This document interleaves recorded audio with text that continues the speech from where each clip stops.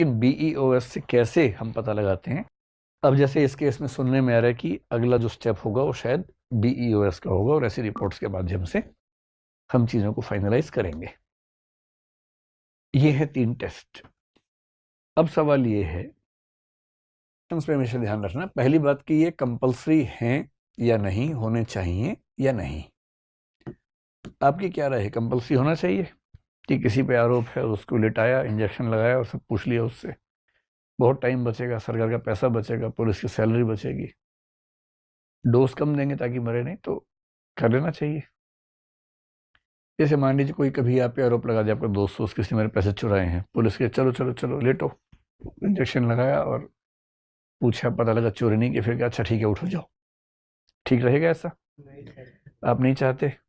अपने ऊपर आते ही विचार बदल जाते हैं, दूसरों के ऊपर आए तो लगता है हाँ हो जाना चाहिए, अपने ऊपर आते लगता है कि नहीं ऐसे नहीं होना चाहिए।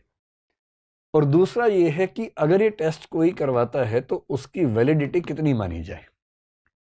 क्या इस टेस्ट की रिपोर्ट से मान लिया जाए कि रिपोर्ट एकदम फाइनल है, या उसके ऊपर कोई question mark, ifs and buts हमें मान के चलने चाहिए? और वो एक्सियोम का मतलब है एक मूल वाक्य है जिसके बेस पर सब चीजें बनाई जाएंगी। सबसे मूल सिद्धांत क्या है? एक व्यक्ति था, यहूदी दार्शनिक था, मोजेस मेमोनाइट्स कहते हैं उस व्यक्ति को, शायद आपने इसका तो ये चाहते हैं, पर ये हो नहीं सकता।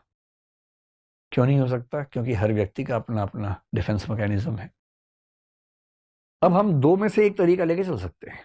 पहला, एक्स ने वाई की शिकायत की कि इसने मुझे मारा, तो मैं एक चीज प्रिजम्पशन लेके चलूंगा। प्रिजम्पशन का मतलब है कि जज की पूर्व मान्यता क्या है, पहले से क्या मान के चल रहा है, इसको बोलते हैं कानून की भाषा में प्रिजम्पशन, पूर्व मान्यता। तो हमारा लीगल सिस्टम हो, अमेरिका का